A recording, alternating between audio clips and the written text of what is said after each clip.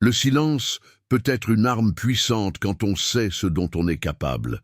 Je gardais un secret qui me dévorait de l'intérieur chaque jour, un secret qui aurait pu tout changer dès le début. Mais parfois, les promesses nous enchaînent, plus solidement que les menaces. Je m'appelle Élise Dufresne, et pendant 16 ans, ma vie avait été rythmée par le son des coups et le crissement du tapis de combat. À 13 ans, j'étais devenue championne régionale d'arts martiaux mixtes dans ma catégorie d'âge. À 14 ans, j'avais remporté le championnat national. À 15 ans, mon nom commençait à circuler dans les cercles professionnels comme l'étoile montante du MMA féminin en France. Mon père, ancien combattant professionnel, avait été mon entraîneur depuis que j'avais 6 ans. Il avait reconnu en moi quelque chose de spécial, une combinaison rare de rapidité, d'intelligence tactique et de détermination inflexible. Nos journées commençaient à 5 heures du matin avec des entraînements rigoureux et se terminaient souvent par des discussions stratégiques autour de vidéos de combat. Notre maison à Marseille était modeste mais chaleureuse, tapissée de médailles et de coupures de presse relatant mes victoires. Ma mère, infirmière de profession, soutenait ma passion avec réserve. Elle me préparait des repas équilibrés et soignait mes blessures, mais je voyais dans ses yeux l'inquiétude grandissante à chaque nouveau combat. La vie avait une trajectoire claire pour moi. Les recruteurs commençaient à appeler. Des sponsors proposaient des contrats. Mon père parlait déjà des Jeux Olympiques et d'une carrière professionnelle ensuite. Je respirais le MMA, je le vivais. J'existais pour ces moments dans l'octogone où tout devenait calme et cristallin dans mon esprit. Puis tout s'est effondré en une seule nuit glaciale de janvier. Mon père rentrait d'une réunion avec un promoteur quand sa voiture a dérapé sur une plaque de verglas. Il est décédé sur le coup, me laissant avec un vide béant que ni les combats ni les victoires ne pourraient jamais combler. Ma mère et moi avons traversé les mois suivants dans un brouillard de douleur. Les entraînements ont cessé, les compétitions ont été annulées, les appels des recruteurs sont restés sans réponse. Je ne pouvais plus mettre les pieds dans une salle d'entraînement sans sentir le poids écrasant de son absence. 6 mois après son décès, ma mère m'a annoncé que nous déménagions. Elle avait accepté un poste d'infirmière dans un petit hôpital de province, à Saint-Clair, une bourgade tranquille de 5000 habitants à des centaines de kilomètres de Marseille. Je ne me suis pas opposé à sa décision. Peut-être qu'un nouveau départ nous ferait du bien à toutes les deux. La veille de notre départ, alors que nous emballions les derniers cartons, ma mère s'est assise sur mon lit et a pris mes mains dans les siennes. Ses yeux étaient rouges, mais déterminés. Elle m'a dit que Saint-Clair représentait une chance de recommencer, une vie normale pour une adolescente ordinaire. Elle m'a demandé de lui faire une promesse. Elle voulait que je laisse derrière, moi le monde du combat, au moins jusqu'à mes 18 ans.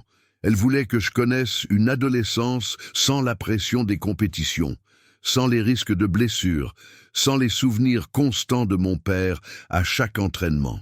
Je voyais dans ses yeux la peur de me perdre aussi, peut-être dans un accident similaire en se rendant à une compétition, ou peut-être à cause des blessures qui s'accumulaient au fil des années. Je lui ai fait cette promesse, non pas parce que je croyais pouvoir être quelqu'un d'autre, mais parce que je l'aimais et que je voulais apaiser ses craintes. Notre nouvelle maison à Saint-Clair était un petit pavillon avec un jardin modeste à la périphérie de la ville. La région était verdoyante, calme, presque soporifique comparée à l'agitation constante de Marseille. Les gens parlaient plus lentement, marchaient sans se presser et semblaient vivre au rythme des saisons plutôt que des horloges. Le lycée Alphonse Daudet serait ma nouvelle école. Un bâtiment de 3 étages en briques rouges qui accueillait tous les adolescents de la région. Avec seulement 400 élèves, il était considérablement plus petit que mon ancien établissement à Marseille. Je me préparais à devenir invisible, à me fondre dans la masse, à être simplement Élise la nouvelle, et non plus Élise la championne. La veille de ma première journée, je me suis tenu devant le miroir de ma nouvelle chambre. J'avais attaché mes cheveux bruns en queue de cheval simple. J'avais choisi des vêtements amples qui dissimulaient les muscles sculptés par des années d'entraînement intensif. J'avais même opté pour des lunettes à monture épaisse que je ne portais habituellement que pour lire, dans l'espoir qu'elles détourneraient l'attention de mon visage qui avait été photographié dans plusieurs magazines spécialisés. Cette nuit-là, je me suis endormi avec la résolution ferme de tenir ma promesse, de devenir quelqu'un d'autre, de laisser la championne derrière moi. Je ne savais pas encore à quel point ce serait difficile, ni comment cette promesse serait mise à l'épreuve dans les semaines à venir. Le premier jour au lycée Alphonse Daudet s'est déroulé exactement comme je l'avais espéré. Personne ne m'a reconnu. La plupart des élèves m'ont à peine remarqué, me lançant le regard distrait qu'on accorde à tout nouvel arrivant. Les professeurs ont été accueillants, mais sans plus. Je me suis installé au fond de la classe, répondant poliment quand on m'adressait la parole, mais n'initiant jamais la conversation. Durant la pause déjeuner, je me suis assise seule à une table près de la fenêtre, observant discrètement la dynamique sociale qui se jouait devant moi. Comme dans tous les lycées, les groupes étaient clairement définis. Les sportifs, les intellectuels, les artistes, les populaires, les marginaux. Et puis il y avait un groupe qui se distinguait par son attitude. 5 garçons, probablement en terminale, qui occupaient une table centrale comme s'ils possédaient la cantine. À leur tête se trouvait Victor Mercier, grand, athlétique, avec des cheveux blonds parfaitement coiffés et un sourire qui semblait osciller entre le charmant et le menaçant selon la personne à qui il s'adressait. Je l'ai observé pendant que je mangeais mon sandwich. La façon dont les autres élèves modifiaient leur trajectoire pour éviter de passer trop près de sa table. La manière dont même certains professeurs semblaient mal à l'aise en sa présence. La première semaine s'est écoulée sans incident. Je me contentais d'être une élève moyenne, ni trop brillante pour attirer l'attention, ni trop faible pour susciter les moqueries. J'ai commencé à échanger quelques mots avec Camille, une fille discrète qui partageait mon cours de littérature. Elle était gentille, passionnée de photographie et ne posait pas trop de questions sur mon passé, ce qui me convenait parfaitement. Le premier signe avant-coureur est survenu durant la 2e semaine. Pendant le cours de sport, le professeur a annoncé que nous allions faire un mois d'initiation au sport de combat. Mon corps s'est instantanément tendu. Il a commencé par demander si certains élèves avaient déjà pratiqué des arts martiaux. Plusieurs mains se sont levées, dont celle de Victor qui a fièrement annoncé qu'il faisait du kickboxing depuis 3 ans au club local. Le professeur s'est tourné vers moi, remarquant que je n'avais pas levé la main. Il m'a demandé si, en tant que nouvelle, j'avais une expérience dans ce domaine. J'ai secoué la tête et répondu que je n'avais jamais pratiqué de sport de combat, le premier mensonge d'une longue série. Je sentais mon cœur battre fort dans ma poitrine, craignant qu'il puisse voir à travers mon mensonge, mais il s'est simplement tourné vers un autre élève. Durant les exercices de base, j'ai délibérément adopté une posture incorrecte, gardant mes poings mal positionnés et mes pieds mal alignés. C'était presque douloureux de faire ces erreurs volontaires, comme si mon corps se rebellait contre cette trahison de années d'entraînement rigoureux. Victor, en revanche, paradait devant les autres, montrant des techniques décentes mais basiques avec une arrogance disproportionnée. À la fin du cours, alors que je me dirigeais vers les vestiaires, j'ai surpris le regard de Victor posé sur moi. Il y avait quelque chose dans ses yeux. Une curiosité mêlée de suspicion qui m'a mis mal à l'aise. J'ai accéléré le pas, me promettant d'être encore plus prudente lors des prochains cours. La 3e semaine, Victor a commencé à me remarquer davantage. Je le surprenais souvent en train de m'observer pendant les repas ou dans les couloirs. Un jour, alors que je rangeais mes livres dans mon casier, il s'est approché avec 2 de ses amis. Il s'est adossé au casier voisin, me bloquant délibérément le passage. Il m'a demandé d'où je venais et pourquoi j'avais déménagé à Saint-Clair. J'ai répondu brièvement, mentionnant Marseille et le nouveau travail de ma mère à l'hôpital. Il a souri, un sourire qui n'atteignait pas ses yeux, et m'a dit que les nouveaux élèves à Alphonse Daudet devaient payer une sorte de taxe d'entrée. 20 € par semaine pour sa protection. J'ai poliment refusé, lui expliquant que je n'avais pas besoin de protection. Son sourire s'est évanoui, remplacé par une expression plus dure. Il m'a dit que je ne comprenais pas comment les choses fonctionnaient ici, mais que j'apprendrais vite. Cette nuit-là, j'ai couru 8 kilomètres dans la forêt près de notre maison, essayant de libérer la frustration qui s'accumulait en moi. Une partie de moi voulait montrer à Victor exactement qui j'étais, lui faire ravaler son arrogance avec une démonstration rapide de ce que signifie vraiment savoir se battre. Mais la promesse faite à ma mère pesait lourd. Et puis, je me disais que peut-être il se lasserait et trouverait une autre cible. La semaine suivante, Victor est passé à la vitesse supérieure. Quand j'ai ouvert mon casier le lundi matin, j'ai trouvé mes livres barbouillés d'encre rouge. Un message était griffonné sur mon manuel de mathématiques. Paye ou souffre. J'ai nettoyé ce que je pouvais et remplacé le reste. Je n'ai rien dit à personne. Le mercredi, pendant que j'étais en cours de biologie, quelqu'un a vidé mon sac à dos dans les toilettes. Mes cahiers étaient trempés, mon téléphone endommagé par l'eau. J'ai tout séché du mieux que je pouvais, le visage brûlant de colère contenue. Camille, qui commençait à devenir une amie, m'a demandé ce qui s'était passé. Je lui ai dit que j'avais renversé de l'eau accidentellement. Victor m'a coincé à nouveau le jeudi, cette fois dans un couloir désert après les cours. Il était seul, ce qui était inhabituel. Il m'a demandé si j'avais reconsidéré son offre de protection. Je lui ai répondu que je n'avais toujours pas changé d'avis. Son visage s'est assombri.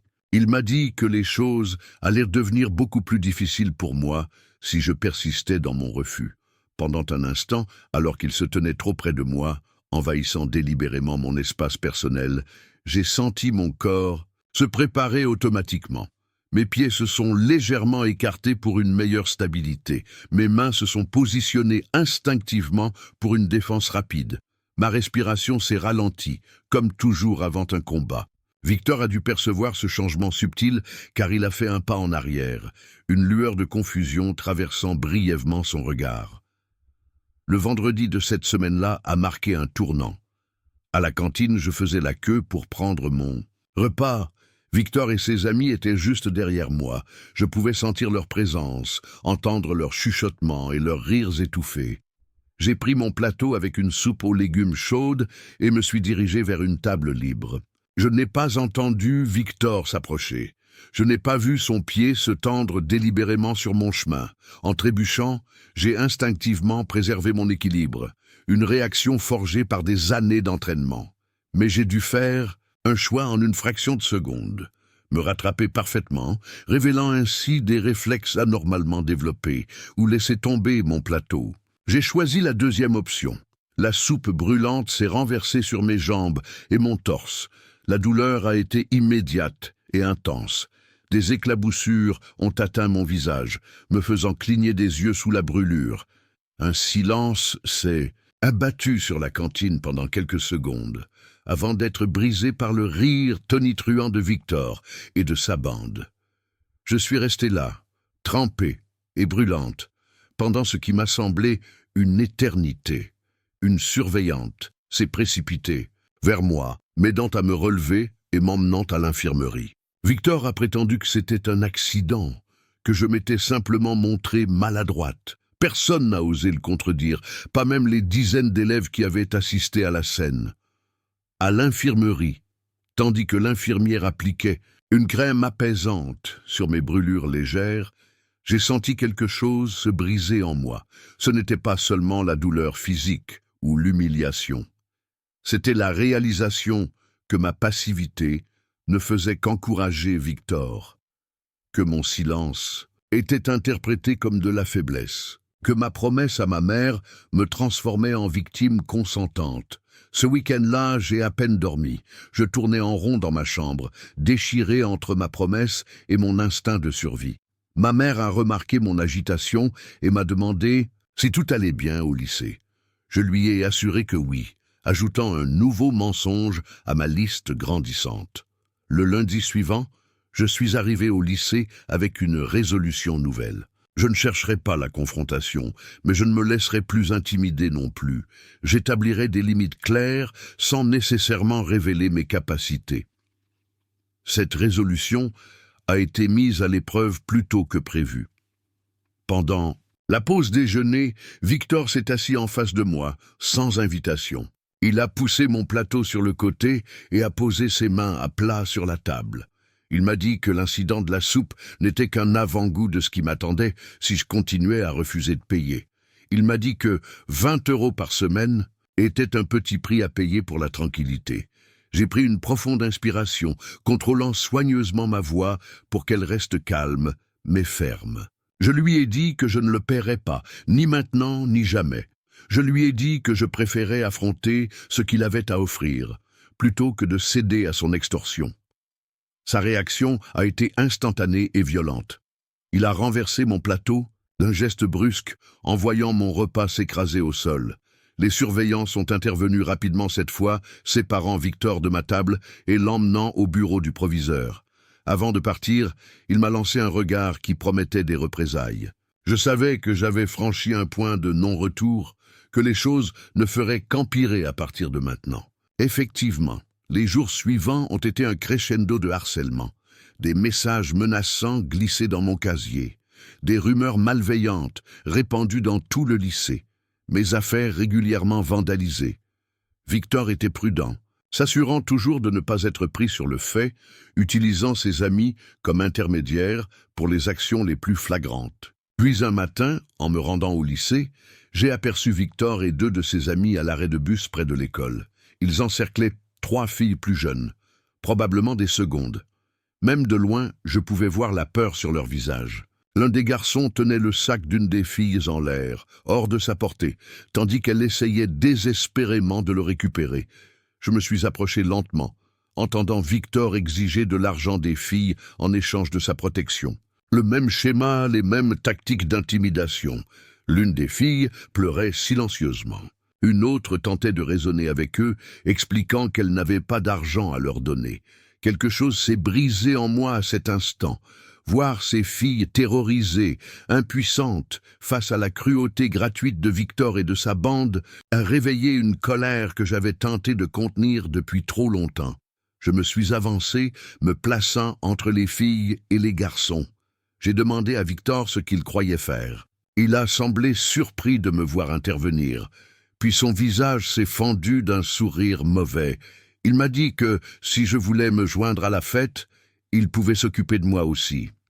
Il a fait un pas vers moi, envahissant délibérément mon espace personnel, pensant m'intimider par sa taille et sa présence. C'est à ce moment précis, voyant la peur dans les yeux de ses filles, sentant l'arrogance de Victor, que j'ai pris ma décision. Certaines promesses devaient parfois être rompues pour des raisons plus importantes. Je ne pouvais plus rester silencieuse. Je ne pouvais plus prétendre être quelqu'un que je n'étais pas. J'ai regardé Victor droit dans les yeux et lui ai dit qu'il avait exactement 30 secondes pour rendre le sac, s'excuser auprès des filles et partir. Il a éclaté de rire, se tournant vers ses amis pour partager ce qu'il considérait comme une blague hilarante. Puis, il s'est retourné vers moi, le visage soudain dur.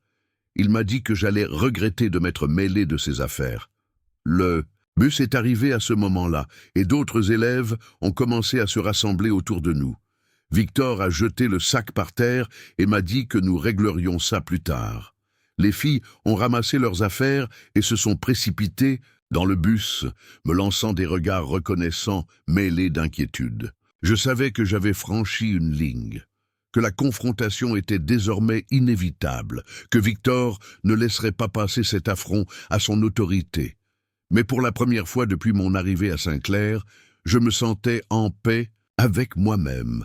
Je marchais vers le lycée avec une détermination nouvelle, prête à faire face aux conséquences de mon choix. La journée qui a suivi ma confrontation avec Victor à l'arrêt de bus s'est déroulée dans une atmosphère de tension palpable. Dans les couloirs, les regards me suivaient. Mélange de curiosité et d'inquiétude. La nouvelle de mon intervention s'était répandue comme une traînée de poudre.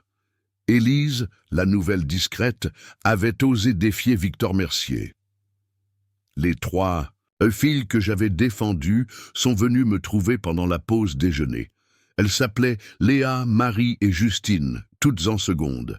Elles m'ont remercié, les yeux encore marqués par la peur de la matinée. Léa m'a expliqué que Victor les harcelait depuis des semaines, exigeant de l'argent, les suivant parfois jusqu'à chez elle. Elles n'étaient pas les seules. Victor avait établi un véritable système d'extorsion, ciblant principalement les plus jeunes et les plus vulnérables. Je les ai écoutés en silence, sentant la colère monter en moi comme une vague. Ce n'était plus seulement mon problème personnel. Victor était un prédateur, se nourrissant de la peur des autres, créant un climat de terreur dans tout le lycée. Marie m'a demandé comment j'avais trouvé le courage de l'affronter. Je lui ai répondu que parfois, il fallait simplement décider que la peur ne dirigerait plus nos actions. Victor n'est pas venu en cours ce jour-là. Son absence, loin de me rassurer, ne faisait qu'accentuer mon appréhension. Je savais qu'il préparait quelque chose, que cette accalmie n'était que temporaire. Je me suis surprise à scruter constamment les entrées de chaque salle, à sursauter au moindre bruit de portes qui s'ouvraient. En rentrant chez moi ce soir-là, j'ai trouvé ma mère dans la cuisine, préparant le dîner. Elle m'a accueilli avec son sourire habituel, me demandant comment s'était passée ma journée. J'ai failli tout lui raconter. La vérité sur Victor, sur son harcèlement, sur ma décision de ne plus me laisser faire. Mais j'ai vu la fatigue dans ses yeux après une longue journée à l'hôpital, la paix relative qu'elle avait trouvée dans notre nouvelle vie à Saint-Clair. Je ne voulais pas briser cela. Je lui ai dit que tout allait bien, que j'avais même commencé à me faire des amis. Son visage s'est illuminé à cette nouvelle. Elle m'a serré dans ses bras, me disant combien elle était fière de moi, de la façon dont je m'adaptais à notre nouvelle vie. Sa joie sincère n'a fait qu'alourdir le poids du secret que je portais. Cette nuit-là, allongé dans mon lit, j'ai réfléchi à ma situation. Je me trouvais à un carrefour. Je pouvais continuer à prétendre être quelqu'un que je n'étais. Peu de subir le harcèlement de Victor en silence, trahir ses filles qui comptaient maintenant sur moi pour les protéger. Ou je pouvais accepter qui j'étais vraiment, avec toutes les conséquences que cela impliquait. Je me suis levé et j'ai ouvert mon placard. Tout au fond, derrière des piles de vêtements soigneusement rangés, se trouvait une boîte que je n'avais pas ouverte depuis notre déménagement. Je l'ai sortie et l'ai posée sur mon lit. À l'intérieur se trouvaient mes médailles, des coupures de presse, quelques photos de mon père et moi après des compétitions. Les preuves tangibles de ma vie d'avant. J'ai pris une médaille, sentant son poids familier dans ma main. Championnat national junior, catégorie moins de 60 kilos. Je me souvenais parfaitement de ce combat, de la stratégie élaborée avec mon père, de la sensation de la victoire, de la fierté dans ses yeux quand l'arbitre avait levé mon bras. Les larmes ont commencé à couler sur mes joues, des larmes pour mon père disparu, des larmes pour la fille que j'avais été et que j'avais tenté d'enterrer, des larmes pour la promesse que je m'apprêtais à rompre. J'ai pleuré jusqu'à l'épuisement, laissant sortir toutes les émotions que j'avais refoulées depuis des mois. Au matin, ma décision était prise. Je ne chercherai pas la confrontation avec Victor. Je ne révélerai pas publiquement mon passé. Mais si Victor venait à moi, s'il forçait la confrontation, je ne me retiendrai plus. Je ne serai plus la victime consentante de son jeu cruel. Victor est revenu au lycée le lendemain. Je l'ai vu dès mon arrivée, entouré de sa bande habituelle, me fixant avec une intensité qui ne présageait rien de bon. Il m'a ignoré ostensiblement toute la matinée, ce qui était peut-être plus inquiétant que ses habituelles provocations. Direct. Pendant la pause déjeuner, Camille m'a rejointe à ma table, accompagnée de Léa. Elle semblait nerveuse, jetant des regards fréquents vers la table de Victor. Léa m'a informé que Victor avait passé la journée précédente à rassembler des informations sur moi, questionnant d'autres élèves, cherchant des failles qu'il pourrait exploiter. Au milieu du repas, mon téléphone a vibré, un message d'un numéro inconnu. Une photo de ma mère sortant de l'hôpital, prise visiblement la veille, suivie d'un texte simple. « Tu as fait ton choix. Maintenant, assume les conséquences. » Mon Sang s'est glacé dans mes veines. Victor avait franchi une ligne rouge. Il menaçait ma mère. J'ai levé les yeux pour le trouver en train de me fixer, un sourire satisfait sur les lèvres. Il a mimé un appel téléphonique, indiquant clairement que c'était lui l'expéditeur du message. J'ai quitté la cantine précipitamment, me réfugiant dans les toilettes pour reprendre mon souffle. La peur avait fait place à une rage froide, calculatrice. Victor ne savait pas qui il provoquait. Il jouait à un jeu dont il ignorait les règles. J'ai appelé ma mère immédiatement, prétextant avoir oublié de lui dire quelque chose ce matin. Le soulagement d'entendre sa voix a été immense. L'après-midi s'est écoulé dans un état de vigilance constante. J'ai demandé à Camille de rester avec moi entre les cours. Je ne voulais pas être seul si Victor décidait de passer à l'action, mais il s'est contenté de me suivre du regard, savourant visiblement la peur qu'il pensait m'avoir inspirée. À la fin de la journée, alors que je me dirigeais vers la sortie, Victor et 3 de ses amis m'ont bloqué le passage dans le couloir principal. Les autres élèves se sont écartés rapidement, créant un cercle d'espace autour de nous. Victor s'est avancé, se plaçant directement face à moi. Il m'a demandé si j'avais apprécié son petit message, si je comprenais maintenant à qui j'avais affaire. Sa voix était calme, presque douce, ce qui rendait ses menaces encore plus sinistres. Il m'a dit que si je continuais à me mêler de ses affaires, si je continuais à encourager les autres à lui résister, il s'assurerait que ma mère et moi le regrettions amèrement. Quelque chose s'est brisé en moi à cet instant précis. Une digue retenant toute la colère, la frustration et la douleur accumulées depuis la mort de mon père, depuis notre déménagement, depuis le début du harcèlement de Victor. Je me suis redressé lentement, retirant mes lunettes et les rangeant soigneusement dans ma poche. J'ai regardé Victor droit dans les yeux et lui ai dit calmement, mais assez fort, pour que tous les spectateurs entendent, que s'il s'approchait de ma mère, s'il osait ne serait-ce que prononcer son nom à nouveau, je lui montrerais exactement ce dont j'étais capable. Je lui ai proposé de régler ça une fois pour toutes, lui et moi, sans ses sbires, sans spectateurs. Victor a éclaté de rire, se tournant vers ses amis pour partager ce qu'il considérait comme une blague hilarante. Puis, il s'est retourné vers moi, le visage soudain dur et menaçant. Il m'a dit que si je voulais régler ça, ce serait à ses conditions. Derrière le gymnase, à 16h le lendemain, il était certain que je ne viendrais pas, que ma bravoure n'était qu'une façade qui s'effondrerait dans la solitude de ma chambre. Je n'ai rien ajouté, me contentant d'un hochement de tête avant de me frayer un chemin à travers la foule qui s'était formée autour de nous. Les murmures me suivaient dans le couloir. La nouvelle fille venait de défier Victor Mercier. Personne ne donnait chair de ma peau.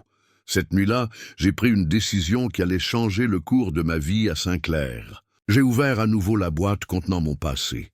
J'ai sorti mes bandes de protection pour les mains usées par des années d'entraînement. Je les ai enroulées autour de mes poignets, sentant le tissu familier contre ma peau comme une seconde nature. J'ai commencé à m'étirer, redécouvrant la souplesse de mon corps, réveillant des muscles qui n'avaient pas été sollicités depuis des mois. J'ai enchaîné quelques mouvements de base, des frappes dans le vide, des esquives, des projections imaginaires. Mon corps se souvenait, chaque geste était précis, fluide, comme si je n'avais jamais arrêté. Ma mère est passée devant ma chambre et s'est arrêtée, observant ma séance improvisée avec un mélange de surprise et d'inquiétude. Elle ne m'avait pas vu pratiquer depuis la mort de mon père. Elle est entrée silencieusement et s'est assise sur mon lit. Elle m'a demandé ce qui se passait réellement au lycée. Face à son regard inquiet, je n'ai plus pu mentir. Je lui ai tout raconté. Victor, son harcèlement, ses menaces, la confrontation prévue le lendemain. Je lui ai parlé des autres victimes, des filles terrorisées à l'arrêt de bus, du climat de peur qu'il faisait régner sur tout le lycée.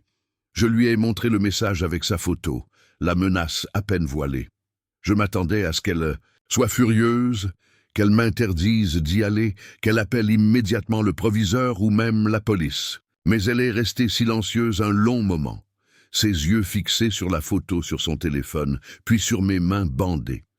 Finalement, elle m'a pris les mains et m'a regardé droit dans les yeux. Elle m'a dit qu'elle avait toujours su que notre déménagement, notre nouvelle vie, ne changerait pas qui j'étais fondamentalement, que ma promesse de ne plus combattre avait été faite dans un moment de douleur partagée, mais qu'elle ne pouvait pas me demander de renier une partie essentielle de moi-même. Elle m'a ensuite dit quelque chose que je n'oublierai jamais. Elle m'a dit que mon père serait fier de me voir utiliser mes compétences pour protéger les autres, pas seulement pour gagner des médailles. Que le vrai courage n'était pas dans la violence, mais dans le choix de quand l'utiliser et pour quelle raison. Cette nuit-là, j'ai dormi d'un sommeil profond et réparateur, pour la première fois depuis des mois. Ma décision était prise. Le masque allait tomber. Le matin du jour fatidique, je me suis réveillé avant mon alarme, l'esprit clair et concentré. Je me suis habillé avec soin, choisissant des vêtements confortables qui ne restreindraient pas mes mouvements. J'ai attaché mes cheveux en une tresse serrée, comme je le faisais avant chaque combat important. Au petit déjeuner, ma mère m'a regardé avec un mélange de fierté et d'appréhension. Elle m'a rappelé de rester maîtresse de moi-même, de ne pas me laisser emporter par la colère ou l'émotion. Elle m'a fait promettre de ne pas blesser Victor sérieusement, quelles que soient les circonstances. Je lui ai assuré que mon intention n'était pas de le détruire, mais simplement de mettre fin à son règne de terreur. Avant de partir, j'ai pris mon téléphone et j'ai appelé Camille. Je lui ai expliqué sommairement la situation et lui ai demandé un service crucial. Je voulais qu'elle soit présente avec son appareil photo, cachée mais prête à documenter ce qui allait se passer. Non pas pour humilier Victor davantage, mais comme preuve de légitime défense si les choses tournaient mal. Camille a accepté sans hésitation. Elle m'a confié qu'elle aussi avait été victime de Victor l'année précédente, avant de devenir invisible à ses yeux en se conformant totalement à ses exigences. Elle m'a dit que beaucoup d'élèves seraient de mon côté, même s'ils n'osaient pas le montrer ouvertement. En arrivant au lycée, j'ai immédiatement senti la différence dans l'atmosphère. Les regards étaient plus appuyés, les chuchotements plus intenses. La nouvelle de la confrontation s'était répandue comme une traînée de poudre. Victor parade dans les couloirs, entouré de sa bande habituelle, acceptant les encouragements et les tapes dans le dos comme un boxeur avant un match titre. J'ai passé la matinée à observer discrètement Victor et ses amis. Leurs déplacements, leurs interactions, leurs habitudes. Je notais mentalement les détails qui pourraient m'être utiles plus tard. Victor était droitier, avec une légère tendance à protéger son flanc gauche, peut-être une ancienne blessure. Il était grand et musclé, mais se déplaçait avec une certaine raideur qui trahissait un manque de souplesse. Pendant la pause déjeuner, je me suis installé seul à une table, mangeant lentement tout en maintenant une respiration régulière et profonde. Léa, Marie et Justine sont venues me voir, inquiètes pour moi. Elles avaient entendu parler de la confrontation prévue et craignaient que je ne me fasse sérieusement blesser. Je les ai rassurées calmement, leur demandant simplement de faire passer un message aux autres victimes de Victor, que les choses allaient changer aujourd'hui. Après le déjeuner, j'ai trouvé un coin tranquille dans la bibliothèque pour méditer pendant quelques minutes. C'était un rituel que mon père m'avait enseigné avant chaque compétition importante. Vider l'esprit, se concentrer sur sa respiration, visualiser différents scénarios et les réponses appropriées. La méditation n'était pas une évasion du combat à venir, mais une préparation mentale essentielle. J'ai également passé du temps à réfléchir aux conséquences potentielles de mes actions. Si je battais Victor, qu'adviendrait-il ensuite ? Je ne voulais pas simplement le remplacer comme figure de terreur dans le lycée. Mon objectif n'était pas de prendre sa place, mais de changer tout le système qu'il avait créé. J'ai donc élaboré une stratégie qui allait au-delà du combat physique. Je voulais exposer Victor, non seulement comme un lâche, mais comme un harceleur systématique. Les photos que Camille prendrait serviraient non pas à l'humilier gratuitement, mais à montrer aux autorités du lycée la réalité de la situation. J'avais également demandé à Léa, Marie et Justine de rassembler discrètement des témoignages d'autres victimes, prêtes à parler une fois que la peur de Victor serait dissipée. J'ai contacté une dernière personne avant la confrontation. Monsieur Moreau, mon professeur de littérature, qui m'avait toujours semblé être le plus attentif aux dynamiques entre élèves. Je lui ai envoyé un message énigmatique, lui demandant d'être près du gymnase à 16 heures, sans lui expliquer pourquoi. Je sentais que j'aurais besoin d'un adulte témoin de la situation, quelqu'un qui pourrait intervenir si les choses dérapaient complètement. Les heures de cours de l'après-midi se sont écoulées, avec une lenteur exaspérante. Je prenais des notes mécaniquement, mon esprit entièrement focalisé sur ce qui allait suivre. À 15h45, j'ai quitté ma dernière classe et me suis dirigé calmement vers les vestiaires du gymnase. Dans les vestiaires déserts, j'ai pris quelques minutes pour me changer, enfilant un legging noir et un t-shirt simple. J'ai soigneusement bandé mes mains. Un geste familier qui m'a reconnecté instantanément avec la combattante que j'avais été. J'ai fait quelques étirements rapides, sentant mon corps se réveiller complètement, prêt pour ce qui allait venir. À 15h55, je suis sorti et me suis dirigé vers l'arrière du gymnase. L'espace était parfait pour ce qui allait se dérouler. Un terrain relativement plat, légèrement à l'écart des bâtiments principaux, mais pas assez isolé pour que les choses puissent dégénérer sans témoin. Je voyais déjà une petite foule se former à distance respectueuse, des élèves de toute classe venus assister à ce qui promettait d'être l'événement de l'année. J'ai repéré Camille, discrètement positionnée derrière un arbre, son appareil photo prêt. Monsieur Moreau était également présent, se tenant à l'écart, observant la scène avec une expression indéchiffrable. Je lui ai adressé un bref signe de tête qu'il m'a rendu, me confirmant sa présence vigilante. À 16 heures précises, Victor est arrivé avec sa bande au complet. Il avait changé de tenue, portant maintenant un survêtement qui le faisait ressembler à un boxeur amateur. Il s'est avancé vers moi avec une assurance ostentatoire, encouragé par les acclamations de ses amis. La foule de spectateurs s'était considérablement agrandie, formant maintenant un cercle presque parfait autour de nous. Victor s'est arrêté à quelques mètres de moi, me dévisageant avec un mélange de mépris et de surprise. Je me tenais, droite, calme, les mains légèrement relevées dans une posture détendue, mais prête. Il ne s'attendait visiblement pas à me voir si composé, si préparé. Il m'a demandé si j'étais prête à recevoir la leçon de ma vie, si je regrettais déjà de l'avoir défié. Je n'ai pas répondu, me contentant de le regarder droit dans les yeux, attendant qu'il fasse le premier mouvement. Mon silence semblait le déstabiliser plus que n'importe quelle réplique.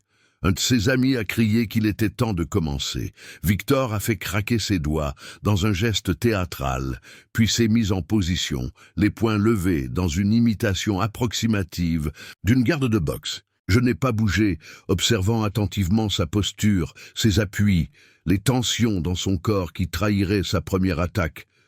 Le moment était venu. Toute la planification, toute la préparation mentale convergeait vers cet instant précis. Je n'étais plus Élise la nouvelle, l'invisible, la fille qui se cachait derrière des lunettes et des vêtements amples. J'étais redevenue la championne, la fille que mon père avait entraînée pour affronter des adversaires bien plus redoutables que Victor Mercier. Un silence étrange s'est abattu sur la foule des spectateurs. Même les amis de Victor semblaient retenir leur souffle. Dans ce calme soudain, j'ai entendu distinctement le déclencheur de l'appareil photo de Camille. Le combat allait être documenté, chaque coup, chaque mouvement enregistré pour la postérité et comme preuve si nécessaire. Victor a fait un pas en avant, prêt à lancer sa première attaque. J'ai pris une dernière inspiration profonde. Le masque était tombé. Il était temps de montrer à tous qui j'étais vraiment. Victor a chargé vers moi avec un cri qui se voulait intimidant, lançant un crochet du droit maladroit mais puissant. Au lieu de reculer comme il s'y attendait, je suis resté parfaitement immobile jusqu'au dernier instant. Puis, avec un léger pivot du buste, j'ai laissé son poing passer à quelques centimètres de mon visage. Son élan l'a déséquilibré, le laissant momentanément vulnérable. Je n'ai pas contre-attaqué immédiatement. Je voulais que tous les spectateurs voient clairement que je ne cherchais pas le conflit, que je me contentais d'éviter ses coups. Victor s'est repris rapidement, visiblement surpris par ma capacité à esquiver si facilement. Son visage a changé, l'arrogance laissant place à une concentration teintée d'incertitude. Il a tenté une nouvelle approche, enchaînant plusieurs coups rapides visant mon torse et mon visage. J'ai bloqué et esquivé chaque attaque avec une économie de mouvement qui contrastait avec ses gestes amples et théâtraux. À chaque coup raté, sa frustration grandissait, ses mouvements devenaient plus désordonnés, plus prévisibles. Après 1 minute de ce manège, des murmures ont commencé à parcourir la foule des spectateurs.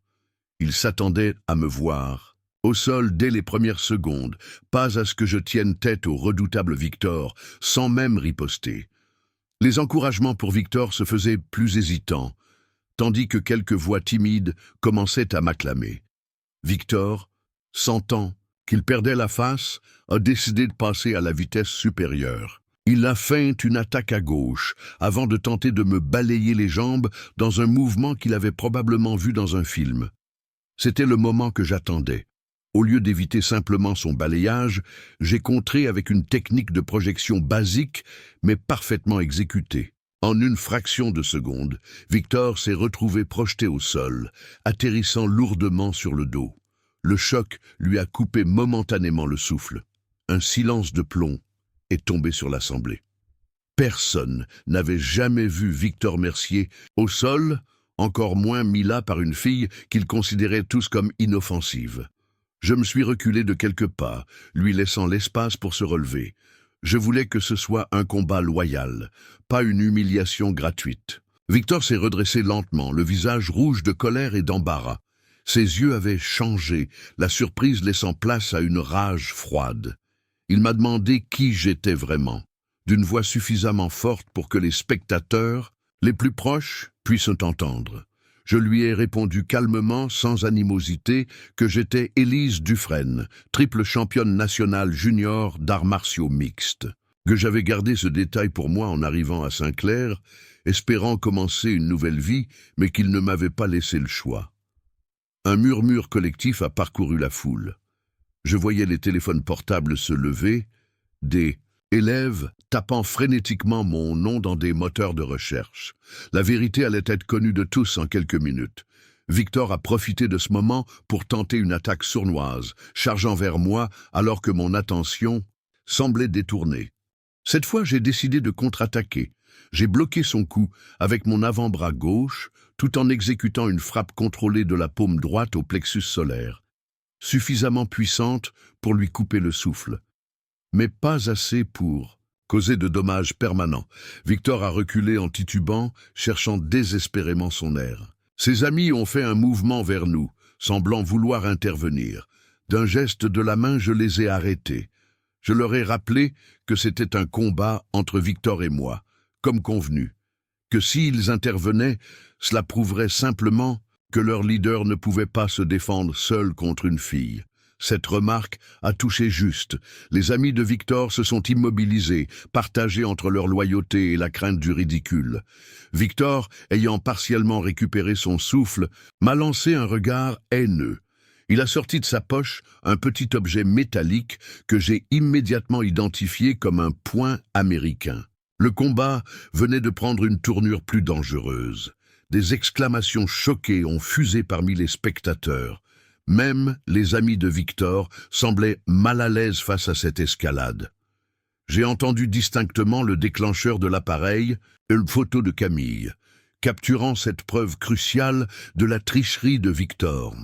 Du coin de l'œil, j'ai vu M. Moreau faire un pas en avant, prêt à intervenir, mais je lui ai adressé un imperceptible signe de tête pour lui signifier que je maîtrisais encore la situation. Victor s'est rué vers moi avec son poing américain, visant clairement mon visage. Cette fois, j'ai abandonné toute retenue.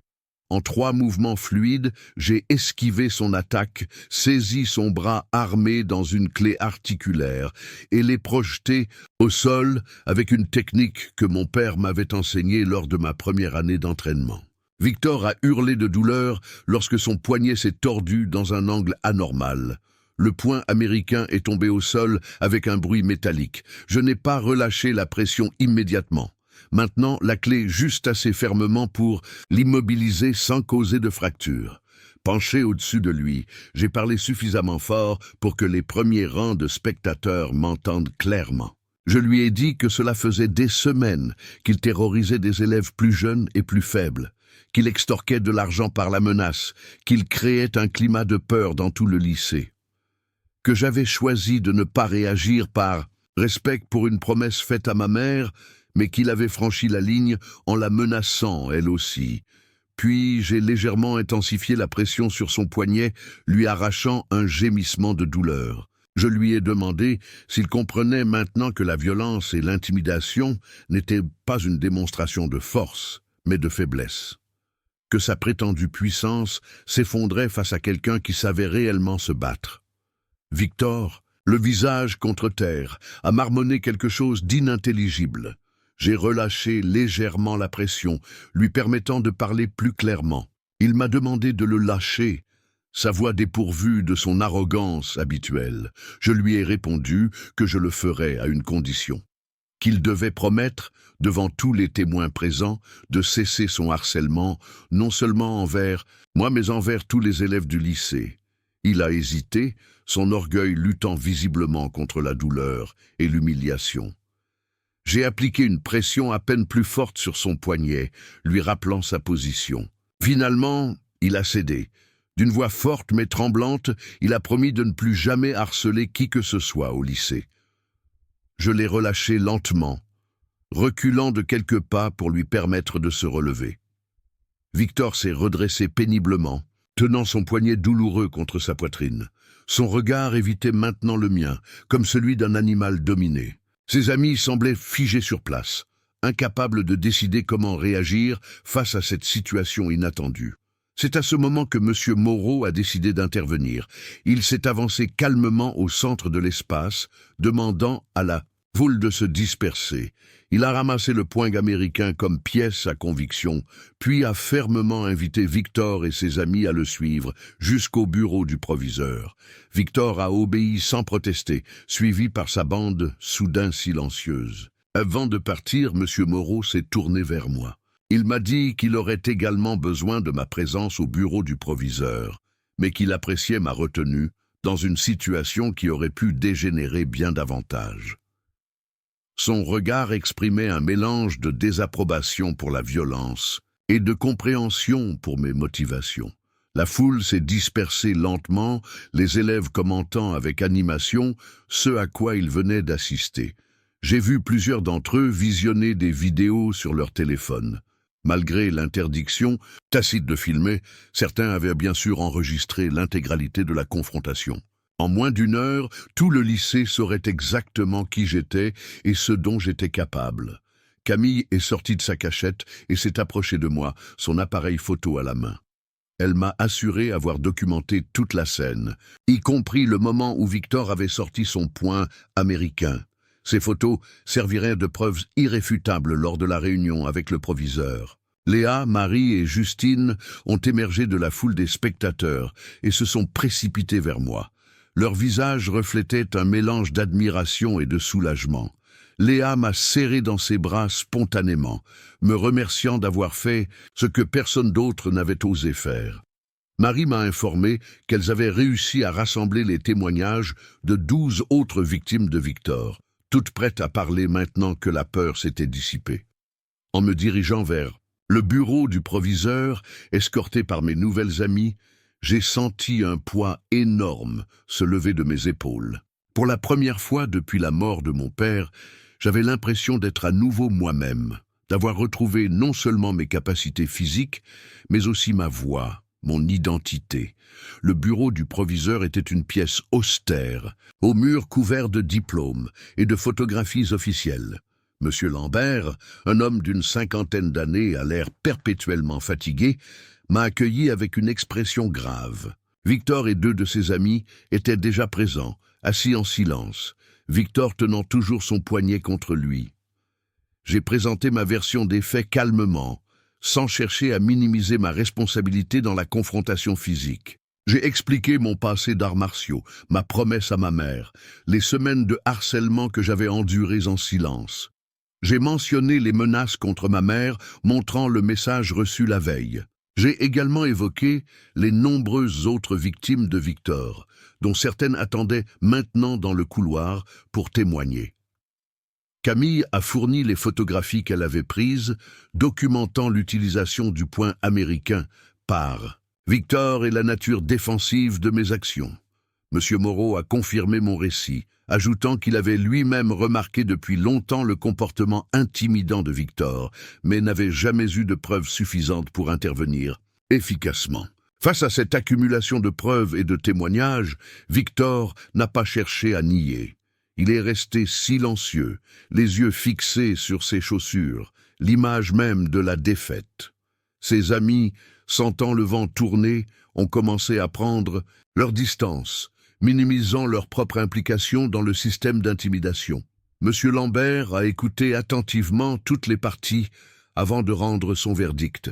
Victor serait suspendu pendant 2 semaines et son retour serait conditionné à un suivi psychologique obligatoire. Une enquête plus approfondie serait menée sur l'ensemble de ses activités d'intimidation et d'extorsion, pouvant potentiellement conduire à des mesures disciplinaires plus sévères. Quant à moi, j'ai reçu un avertissement pour avoir participé à un affrontement physique dans l'enceinte du lycée, mais aucune sanction formelle compte tenu des circonstances atténuantes. Monsieur Lambert m'a cependant clairement fait comprendre qu'il n'autoriserait pas d'autres démonstrations de mes capacités martiales, quel que soit le contexte. En sortant du bureau, j'ai trouvé ma mère qui attendait dans le couloir. Le lycée l'avait appelée pendant ma réunion avec le proviseur. Son visage exprimait de l'inquiétude, mais aussi une certaine fierté contenue. Elle m'a prise dans ses bras sans dire un mot, me serrant fort contre elle. Sur le chemin du retour, nous avons parlé longuement. Je lui ai raconté en détail ce qui s'était passé, comment j'avais utilisé mes compétences, non pas pour blesser, mais pour mettre fin à une situation injuste. Elle m'a écouté sans m'interrompre, hochant occasionnellement la tête. Arrivée à la maison, elle s'est tournée vers moi avec un sourire triste. Elle m'a dit que mon père aurait été fier de me voir défendre les plus faibles, que c'était toujours ce qu'il avait voulu m'enseigner à travers les arts martiaux. Pas la violence pour elle-même, mais la capacité de s'opposer à l'injustice. Elle m'a avoué que sa demande de me voir abandonner le combat avait été motivée par la peur et le chagrin, pas par une réelle conviction que c'était ce qu'il y avait de mieux pour moi. Cette nuit-là, j'ai dormi d'un sommeil paisible et profond, sans cauchemar, sans réveil en sursaut. Pour la première fois depuis la mort de mon père, je me sentais en paix avec moi-même, avec mon passé, avec mes capacités. J'avais trouvé un nouvel équilibre, une nouvelle raison d'être. Les semaines qui ont suivi ma confrontation avec Victor ont apporté des changements profonds au lycée Alphonse Daudet. L'atmosphère s'est transformée de manière presque palpable. Les couloirs résonnaient de conversations animées, de rires spontanés, libérés de la peur constante qui avait régné si longtemps. Victor n'est pas revenu après sa suspension. J'ai appris plus tard que ses parents l'avaient transféré dans un internat privé à l'autre bout du pays. Ses amis, privés de leur leader, se sont rapidement dispersés, certains tentant maladroitement de réparer les relations qu'ils avaient brisées, d'autres se contentant de se faire oublier. Quant à moi, mon statut au sein du lycée avait radicalement changé. De nouvel élève invisible, j'étais devenu une sorte de célébrité locale. Les élèves me saluaient dans les couloirs. Certains me demandaient des conseils de self-défense. D'autres voulaient simplement entendre l'histoire de ma carrière passée dans les arts martiaux. J'ai accueilli cette attention avec un mélange de gêne et de gratitude, essayant de rester aussi authentique que possible. Léa, Marie et Justine sont devenues mes amies proches. Nous passions nos pauses ensemble, étudiant ou simplement discutant de tout et de rien. Camille s'est jointe à notre groupe, apportant son regard artistique et sa sensibilité. Pour la première fois depuis mon arrivée à Saint-Clair, je me sentais véritablement intégré, accepté pour qui j'étais réellement. Environ 1 mois après l'incident, Monsieur Moreau m'a convoqué après son cours. Il m'a proposé de créer un club de self-défense au sein du lycée, spécifiquement orienté vers les techniques de protection personnelle et la confiance en soi. Il m'a expliqué que plusieurs élèves, particulièrement des filles, avaient exprimé leur intérêt pour apprendre à se défendre. J'ai accepté avec enthousiasme, à condition que ma mère donne son accord.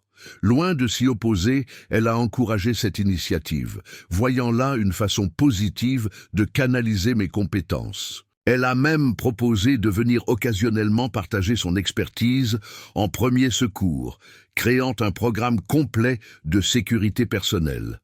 Le club a démarré modestement, avec une douzaine de participants, principalement des filles qui avaient été victimes de Victor ou d'autres intimidateurs. J'ai structuré les séances en mélangeant techniques de base et discussions sur la confiance en soi, la gestion des conflits et la reconnaissance des situations dangereuses. Mon objectif n'était pas de créer des combattantes, mais de donner à chacune les outils pour se sentir plus forte, plus capable, plus en contrôle de sa vie. Le succès du club a dépassé toutes mes attentes. En quelques mois, le nombre de participants a triplé. Des élèves d'autres lycées de la région ont commencé à demander s'ils pouvaient se joindre à nous. Le proviseur, voyant l'impact positif sur le climat scolaire, a officiellement intégré le programme dans les activités reconnues du lycée, nous accordant un budget modeste et un créneau horaire plus favorable. Au printemps, nous avons organisé une journée portes ouvertes, invitant parents et habitants de Saint-Clair à découvrir notre travail. Ma mère était au premier rang, les yeux brillants de fierté. Après une démonstration des techniques apprises par les participants, j'ai pris la parole pour expliquer notre philosophie. J'ai parlé de mon propre parcours, de la façon dont les arts martiaux m'avaient donné non seulement des compétences physiques, mais aussi une discipline mentale et des valeurs morales. J'ai évoqué mon père, son enseignement, sa conviction que la véritable force résidait dans la capacité à protéger, pas à dominer. Un journaliste local était présent ce jour-là. Son article, publié la semaine suivante avec le titre « La championne qui combat le harcèlement », a attiré l'attention bien au-delà de notre petite ville. J'ai commencé à recevoir des invitations pour présenter notre programme dans d'autres établissements scolaires de la région. Une association nationale de lutte contre le harcèlement m'a contacté pour partager mon expérience lors de leur congrès annuel. À 17 ans, je me suis retrouvé propulsé dans un rôle que je n'aurais jamais imaginé, non plus celui de championne sportive en quête de médailles, mais celui de porte-parole pour tous ceux qui vivaient dans la peur, qui subissaient en silence les abus des plus forts. Ce nouveau combat me semblait infiniment plus significatif que les victoires dans l'octogone. Ma mère m'a soutenu à chaque étape de cette transformation. Elle a pris des arrangements avec l'hôpital pour m'accompagner lors de mes interventions les plus importantes. Elle a géré les contacts avec les médias, veillant à ce que ma scolarité ne soit pas affectée par ces nouvelles responsabilités. Nous étions devenus une équipe, unis par un objectif commun qui dépassait nos différents passés. À la fin de l'année scolaire, j'ai reçu une lettre inattendue. Elle venait de Victor. Il m'expliquait qu'il suivait une thérapie intensive depuis notre confrontation, qu'il commençait à comprendre les raisons de son comportement destructeur. Il ne demandait pas pardon, reconnaissant que certaines actions ne pouvaient être simplement excusées. Il me remerciait plutôt de l'avoir arrêté avant qu'il ne cause des dommages irréparables. La lettre se terminait par une promesse, celle de travailler sur lui-même, de devenir quelqu'un de meilleur. Je ne sais pas si Victor tiendra cette promesse. Ce n'est pas à moi d'en juger, mais sa lettre m'a conforté dans ma conviction que la violence n'est jamais une fin en soi, seulement parfois un moyen nécessaire pour créer l'espace où le changement devient possible. Aujourd'hui, 2 ans après mon arrivée à Saint-Clair, je me prépare à quitter le lycée Alphonse Daudet. J'ai reçu plusieurs offres d'université, certaines incluant des bourses sportives pour rejoindre leurs équipes d'arts martiaux. J'ai également reçu des propositions d'organisations nationales souhaitant développer des programmes anti-harcèlement basés sur mon expérience. Je n'ai pas encore décidé quel chemin je suivrai. Peut-être un mélange des deux. La compétition me manque parfois, cette sensation unique d'être dans l'octogone, où tout devient simple et cristallin. Mais j'ai découvert une autre forme de combat, plus subtile, plus complexe, mais tout aussi essentielle. Ma mère et moi en discutons souvent lors de longues promenades dans la forêt près de notre maison. Elle ne me pousse plus dans une direction ou une autre, me faisant confiance pour trouver ma propre voie. Elle me rappelle simplement, avec ce mélange de douceur et de fermeté qui la caractérise, que quelle que soit ma décision, l'important est qu'elle reflète qui je suis vraiment. Le petit pavillon à la périphérie de Saint-Clair est devenu un véritable foyer pour nous. Les médailles et les coupures de presse sont revenues sur les murs, mais elles côtoient maintenant des photos plus récentes. Moi entouré des membres du club de self-défense, ma mère et moi lors d'une conférence sur le harcèlement scolaire. Des moments simples de notre nouvelle vie, témoins d'une guérison progressive, d'une réconciliation avec notre passé. Je pense souvent à cette promesse faite la veille de notre déménagement. Cette promesse que j'ai finalement rompue, non par défiance ou par faiblesse, mais parce que certains engagements doivent parfois céder la place à des vérités plus fondamentales. La vérité de qui nous sommes. La vérité de ce que nous pouvons offrir au monde.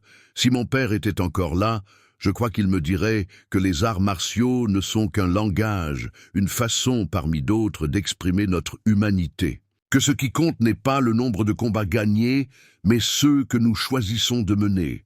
Que la véritable force ne réside pas dans les coups que l'on donne, mais dans les vies que l'on transforme. Je m'appelle Élise Dufresne. J'ai été championne nationale d'arts martiaux mixtes. J'ai gardé un secret qui me dévorait de l'intérieur. J'ai rompu une promesse pour en honorer une plus importante. Et dans ce processus, j'ai découvert que parfois, nos plus grandes forces émergent précisément des moments où nous nous sentons les plus vulnérables. Chaque jour, je reçois des messages de jeunes confrontés au harcèlement, cherchant conseil et espoir. Je leur raconte mon histoire, sans glorifier la violence, mais sans minimiser non plus la nécessité de se défendre. Je leur parle de courage, de persévérance, de l'importance de briser le silence. Je leur dis que parfois, le plus grand acte de courage est simplement de rester fidèle à soi-même dans un monde qui vous pousse à devenir quelqu'un d'autre. Et dans chacun de ces échanges, dans chaque vie touchée, même de façon minime, je trouve une victoire plus satisfaisante que toutes les médailles que j'ai pu gagner. Une victoire qui ne s'accompagne pas des acclamations d'une foule, mais du silence apaisant de la conscience tranquille.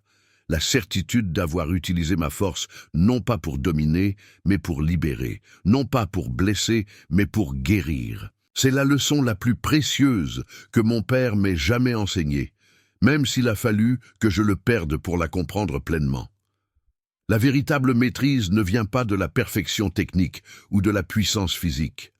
Elle vient de la capacité à transformer nos blessures en sagesse, nos épreuves en compassion, nos combats personnels en lutte pour un monde meilleur. Et c'est un combat qui ne connaît pas de fin, qui ne peut être gagné une fois pour toutes, un combat que je continuerai à mener jour après jour avec toute la détermination et la discipline que mon père m'a transmise. Pour lui, pour ma mère, pour toutes les victimes silencieuses qui attendent que quelqu'un se lève et dise « assez ».